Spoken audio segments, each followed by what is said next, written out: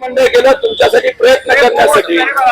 त्यांना काल मंत्री कदाचित राजकीय काही कार्यक्रमामध्ये त्यांना ते दुसरीकडे असणार नाही असं दादा आयोगामध्ये एंट्री नाही चंद्रकांत दादांनी सांगितलं. ठीक आहे तसं नाही.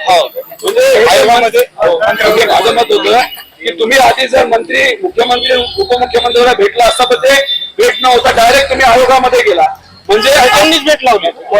म्हणजे आमचं म्हणणं एवढंच आहे की विद्यार्थी प्रतिनिधींना म्हणजे विद्यार्थी तुमचा फक्त एक पाठिंबा देणारा कार्यकर्ता राहू शकतो मी विद्यार्थी होऊ शकत नाही. तसंच अभिमन्यू भाऊंचं अभिमन्यू भाऊ भेटले पण आपलं जे काल डेलिगेशन केलं होतं ते मुख्यमंत्री उपमुख्यमंत्र्यांना भेटलं नाही. तर साहेबांचं मत आहे की मी 7 दिवसात बैठक लावतो त्याच्यात तुमचं जे कुठलं डेलिगेशन असेल या तिन्ही विषयाच्या बाबतीत आपण मुख्यमंत्र्यांपर्यंत जाऊ तिथं चर्चा करू. जोपर्यंत निर्णय घेतला जात नाही तोपर्यंत तिथून आपण उठणार नाही. फक्त कंबाईनच्या बाबतीत मी जेव्हा अधिकाऱ्यांशी बोललो तेव्हा अधिकाऱ्यांनी मला सांगितलं की सरकारकडनं 1000 जागेची मागणी आलेली आहे. अजून जास्तीत जास्त 500 मागण्याची जागा आहे मागणी म्हणजे 1500 मागणी कदाचित त्यांच्याकडनं केली जाईल. 15 पत्रकारांनी विचारलं काय वाटतं ते म्हणते युवा त्यांच्या लढाईसाठी लढतात आमचा पण पाठिंबा आहे. पण किती दिवस हा रस्ता आपण बंद करू शकतो हाही प्रश्न आहे. तर मग बरोबर आहे तोपर्यंत मी विनंती करतो आपण सर्वजण एकत्रित बसून काय करायचं साहेबांबरोबर उद्या बैठक लावून 7 दिवसात मुख्यमंत्री उपमुख्यमंत्र्यांबरोबर साहेबांच्या उपस्थितीमध्ये बैठक लावायची असेल मागणी बरोबर आहे तुमची तो तुमचा पूर्ण अधिकार आहे. आणि तुम्हाला सांगतो बघा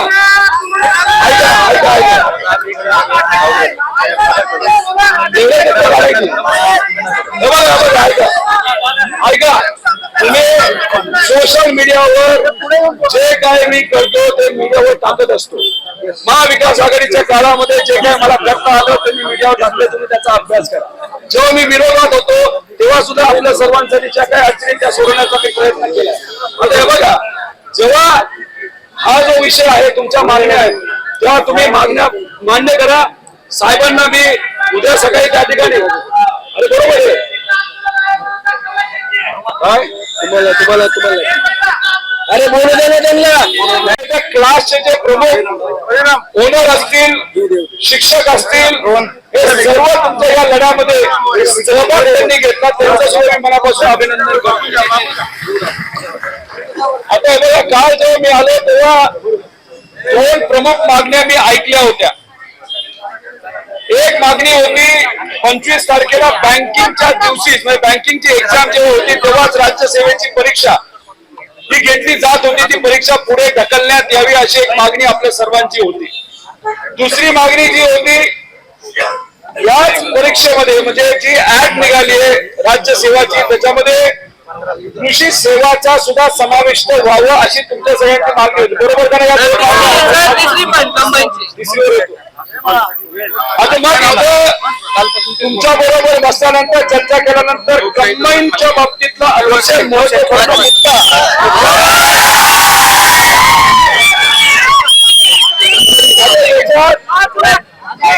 इंजिनिअरिंग आहे आणि गरज सगळी कागद आलेली. आता तुम्ही समजून घ्या हे बघा तुम्ही राज्य सेवा म्हणजे एमपीएससीच्या माध्यमातून अधिकारी बनण्याच्या जे काही एक्झाम्स असतात ती देणारी मुलं आहात. तुम्हाला कुणी फसू शकतं का? अशा काल आता काही प्रमाणात अभिमन्यू भाऊंचे सुद्धा आभार व्यक्त केले पाहिजे. त्याचं कारण आहे की आम्ही मुख्यमंत्र्यांपर्यंत फोन करण्याचा प्रयत्न केला आमचा फोन त्यांनी घेतला नाही कारण त्यांना असं वाटत होतं की हे आंदोलन आम्ही उभं केलंय. आम्ही पीएला सांगितलं बाबांनो आम्ही हे उभं केलं नाही हे विद्यार्थ्यांनी केलंय. मला फक्त विद्यार्थ्यांच्या म्हणण्या तुमच्यापर्यंत पोहोचवायच्या. आम्हाला बोलता नाही आलं पण आम्ही अधिकाऱ्यांशी बोललो. आम्ही आमच्या नेते पवार साहेबांशी बोललो. साहेबांनी सांगितलं तरी मला वेळ मिळाली. अनेक वर्ष मी मंत्रालयात गेलो नसलो तरी माझ्या या युवांसाठी मी मंत्रालयामध्ये सुद्धा जायला तयार आहे.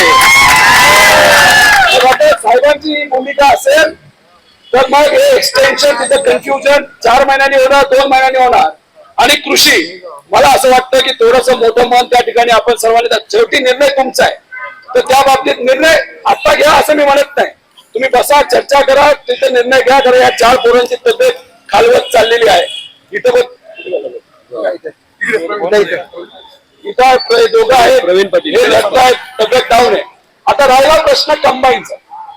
काल कंबाईनचा मुद्दा जेव्हा माझ्या कानावर आला, मला असं वाटतं कदाचित आपल्याकडनं शिष्टमंडळ जे गेलं त्यांनी तो विषय तिथे घेतला नाही घेतला मला माहित नाही. कोणता? कंबाईनचं घेतलं ना, 18 मुद्दे जवळ कंबाईनचा मुख्यमंत्र्यांना भेटला का? शिष्टमंडळ पूर्ण होतं, आज पूर्ण आयोगात. खरं तर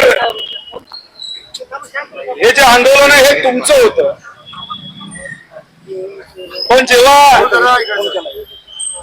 काही लोकप्रतिनिधी अशा आंदोलनाला पाठिंबा देतात तर कुठंतरी सत्तेत असणाऱ्या सरकारवर थोडं तरी प्रेशर येण्यासाठी काही प्रमाणात मदत होत असते.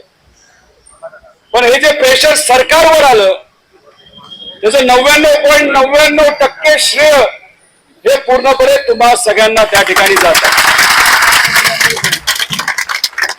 आता याच्यात जेव्हा मी काल आलो होतो, प्रमोदराव असतील, सुनील असेल, केतनराव असतील, यांनी मला सांगितलं होतं की असं एक आंदोलन चालू आहे. ते मी टीव्हीवर सुद्धा बघत होतो.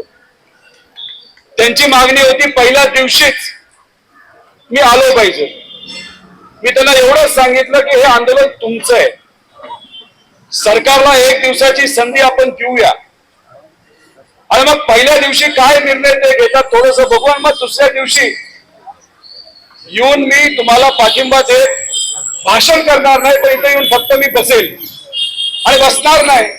जर रात्रीपर्यंत आंदोलन चाललं नाही तर दुसऱ्या दिवसापर्यंत आंदोलन चाललं तर तरी सुद्धा या फुटपाथवर, या रोडवर तुमच्या बरोबर मी झोपायला सुद्धा तयार आहे अशी भूमिका घेतली.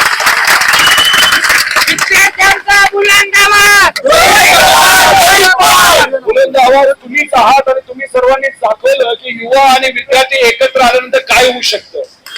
त्यामुळे हा लढा सोपा नव्हता, पण तुम्ही लढला, तुम्हाला यश आलं. याच्यात जेव्हा मी काल आलो तेव्हा मला एका माझी भूमिका म्हणतो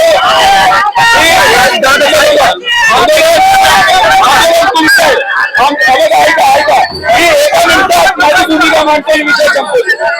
हे आंदोलन तुमचे पुढे न्यायचं हा तुमचा विषय. पण मी एक सांगतो की उद्या मी साहेबांना स्वतः भेटून, मुख्यमंत्री कुणी नाही आलं तरी मी मुख्यमंत्री साहेबांना भेटणार आणि अजून एक गोष्ट सांगतो, आमच्या हे 2 विषय संपलेत असे मी समजून कंबाईनच्या बाबतीत पुढच्या 20 दिवसामध्ये जर या सरकार पुढच्या 20 दिवसामध्ये या सरकारने कंबाईनच्या बाबतीत योग्य अशी भूमिका घेतली नाही, कुणी नाही आलं तरी चालेल, मी आयोगासमोर